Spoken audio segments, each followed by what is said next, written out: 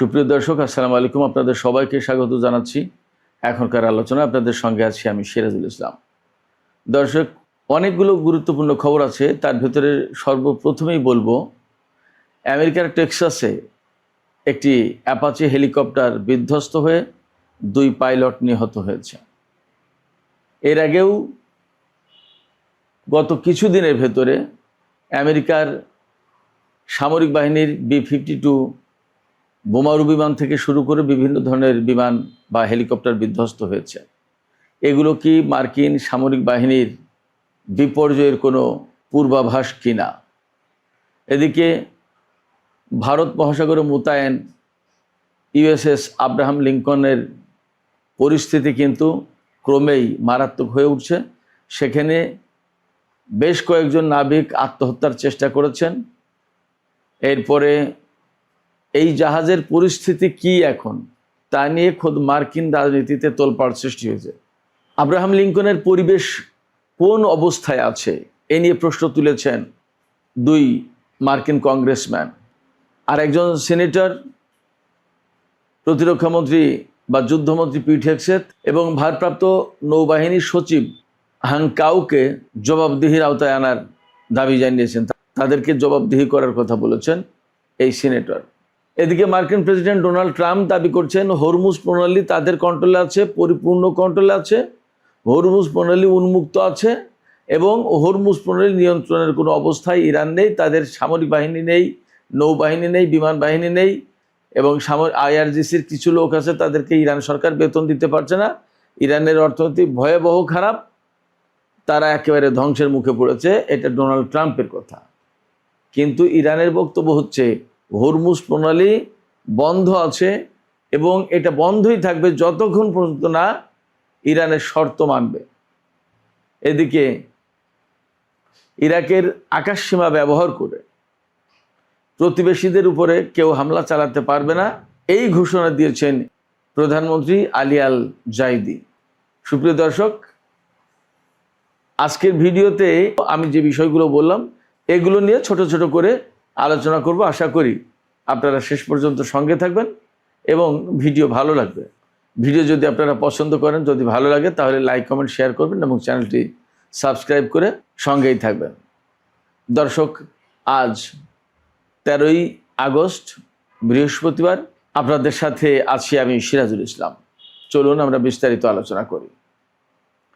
প্রথম যে আলোচনা সেটা হচ্ছে টেক্সাসের মধ্যাঞ্চলে সালাডো এলাকায় আমেরিকার একটি সর্বাধুনিক এবং সবচেয়ে উন্নত মানের অ্যাটাক হেলিকপ্টার AH-64 অ্যাপাচি, এই মডেলের একটি হেলিকপ্টার ধ্বংস হয়েছে, বিধ্বস্ত হয়েছে। হেলিকপ্টারটি কোথা থেকে কোথায় যাচ্ছিল এবং কেন, কি বিষয়, কিচ্ছু বিস্তারিত জানা যায়নি।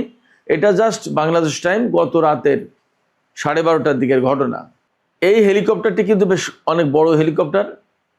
একটা হেলিকপ্টারেই একসাথে বহন করা যায় 16টি হেলফায়ার মিসাইল, 76টি রকেট এবং 30 মিলিমিটার সাইজের 1200 গুলি।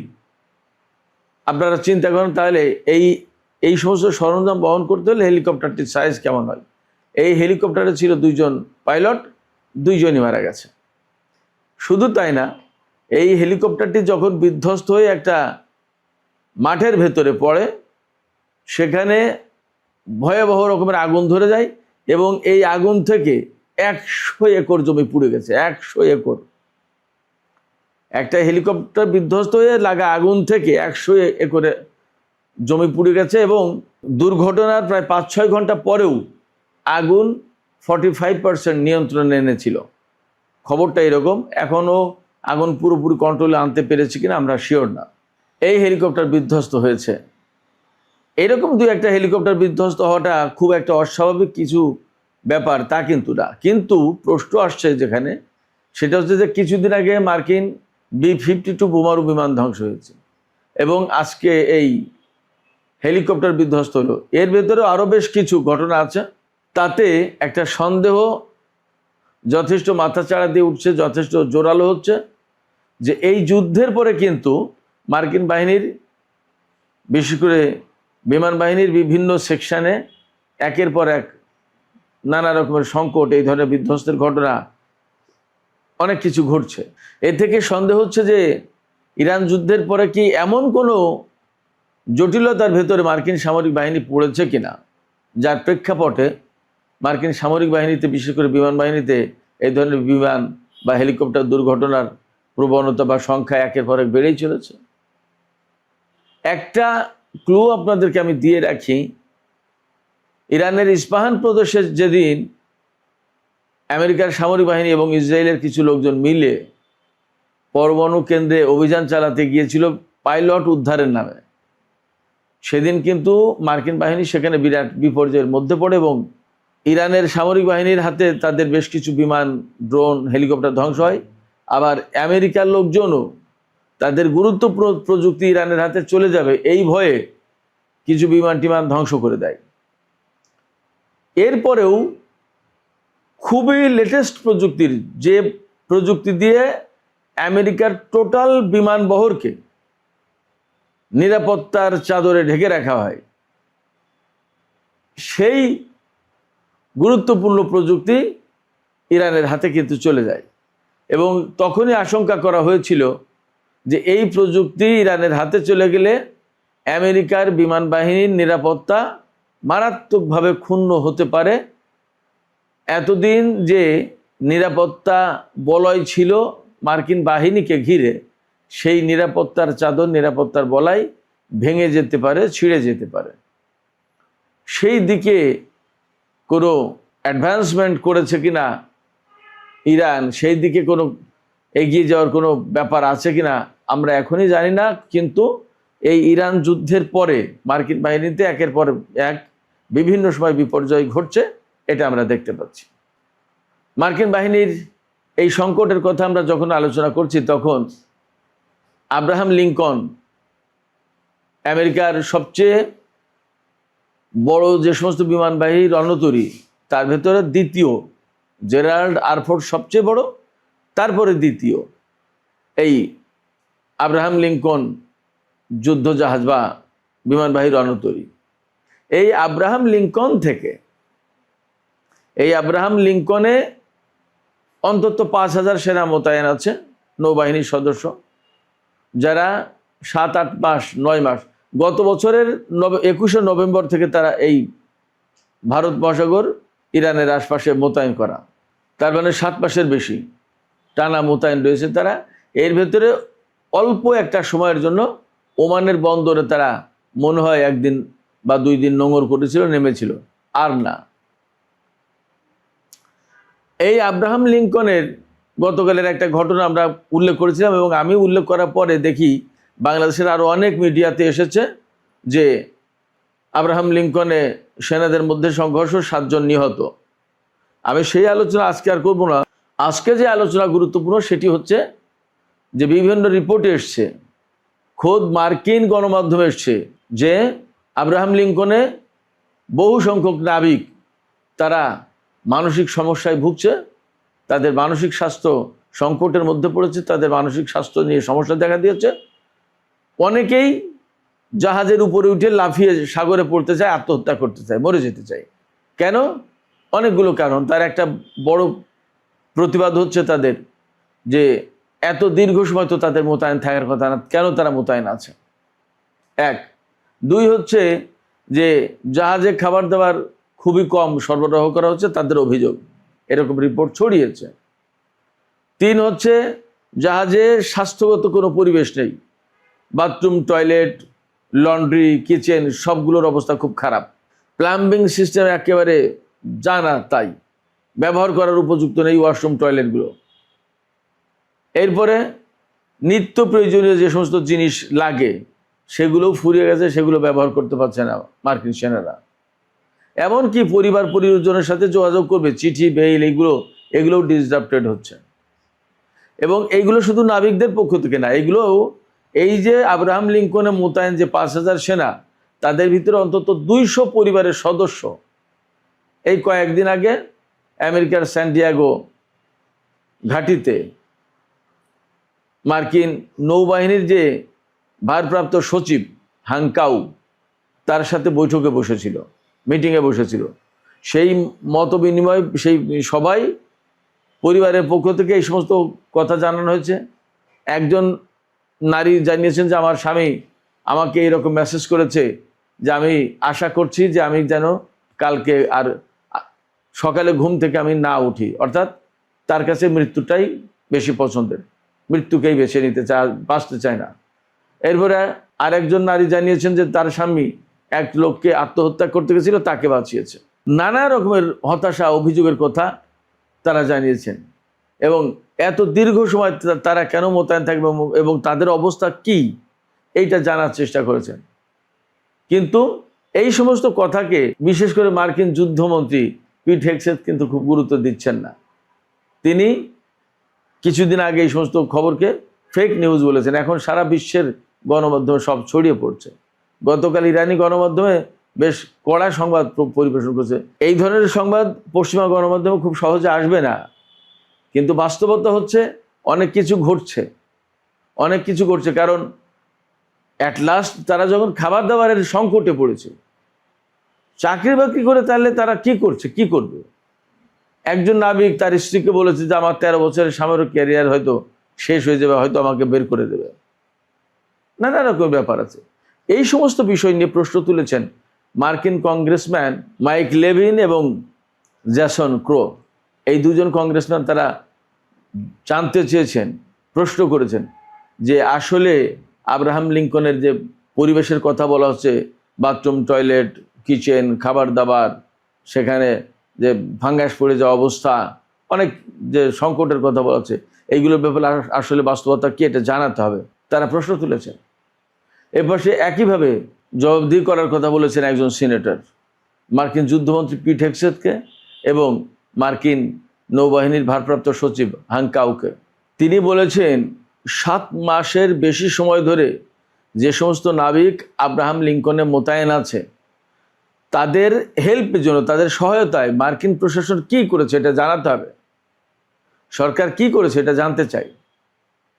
তার মানে সরকারের পক্ষ থেকে যথেষ্ট কার্যকর ভূমিকা নেওয়া হয়নি, এটা বোঝা যাচ্ছে। সবচেয়ে বড় কথা হচ্ছে যে এই যে দীর্ঘ সময় ধরে আব্রাহাম লিঙ্কন মোতায়েন আছে তারা কি করেছে, এবং এখন কিন্তু দিন দিন ঝুঁকির মুখে পড়ছে বেশি এই সমস্ত যুদ্ধজাহাজ। কারণ হচ্ছে মধ্যপ্রাচ্যে মার্কিন বিমান বাহিনীর ঘাঁটি বা সামরিক বাহিনীর ঘাঁটিগুলো ধ্বংস হয়ে গেছে প্রায়।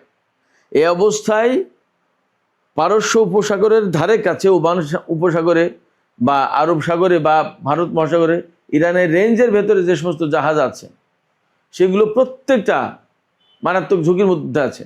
এবং ইরানের সামরিক বাহিনীর পক্ষ থেকে কিন্তু কয়েকদিন আগে ঘোষণা করা হয়েছে যে আমরা মার্কিন নৌবাহিনীর বিরুদ্ধে যুদ্ধের একদম 0 আওয়ারের কাছাকাছি, যে কোনো সময় হয়তো বড় রকমের যুদ্ধ শুরু হয়ে যাবে। এবং মার্কিন প্রেসিডেন্ট ডোনাল্ড ট্রাম্প ঘোষণা দিচ্ছেন কি, তিনি তো আসলে কি বলবো, অনেকটা কল্পনা জগতেও থাকেন হয়তোবা। তিনি বলেছেন হরমুজ প্রণালী আমেরিকার নিয়ন্ত্রণে আছে এবং হরমুজ প্রণালী সম্পূর্ণভাবে খোলা আছে, তেলের প্রবাহের কোনো সমস্যা নেই।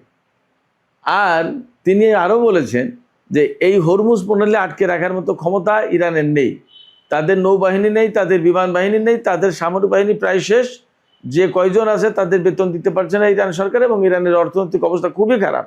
এই অবস্থায় ইরান টিকতেই পারবে না, কিছুই করতে পারবে না। একই সাথে তিনি বলেছেন হরমুজ প্রণালী বা ইরানের বন্দরগুলোর উপরে যে আমেরিকা ব্লকেড সৃষ্টি করে রেখেছে, এই ব্লকেড অব্যাহত থাকবে, চলবে।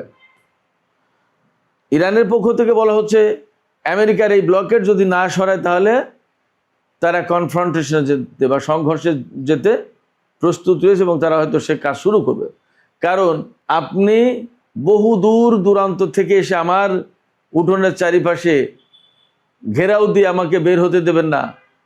আমি যদি স্বাভাবিক মানুষ হই তাহলে আমি তো সেটা মানতে চাইবো না। আমি আমার লোকজনকে নিয়ে সেইটা উৎখাত করার চেষ্টা করব, সেটা সরানোর চেষ্টা করব। অন্ততপক্ষে আমি তো অবশ্যই চেষ্টা করব যে আমার বাড়ির সামনে ঘেরাও থাকবে কেন, এটা স্বাভাবিক ব্যাপার। আমেরিকা যেহেতু 7 সমুদ্র 13 নদী পার হয়ে এসে ইরানকে আটকে দেওয়ার চেষ্টা করছে, এবং ইরান তো একেবারে ছোটোখাটো শক্তি না, সেটা তো আমরা সবাই দেখতেই পাচ্ছি।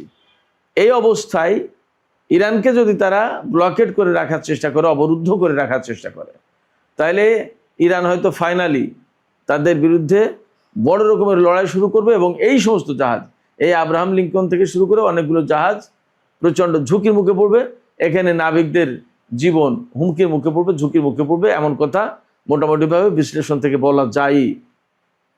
সেই জায়গায় সিনেটর যে মার্কিন যুদ্ধমন্ত্রী পিট হেগসেথ এবং নৌবাহিনীর ভারপ্রাপ্ত সচিব হাং কাউকে জবাবদিহি করার কথা বলছেন। তিনি জানতে চেয়েছেন তাদের কাছে মার্কিন সরকার কি করেছে তাদের নিরাপত্তার জন্য, তাদের জীবনের ঝুঁকি কমানোর জন্য। ফ্যাক্ট হচ্ছে যে পরিস্থিতি দিন দিন তৈরি হচ্ছে, তাতে তাদের ঝুঁকি কমানো তো পরে কথা, তাদের ঝুঁকি বাড়ছে, এতে কোনো সন্দেহ নেই। সুপ্রিয় দর্শক, এখন আমি ছোট্ট আরেকটি বিষয়ে আলোচনা করে এই ভিডিও শেষ করব।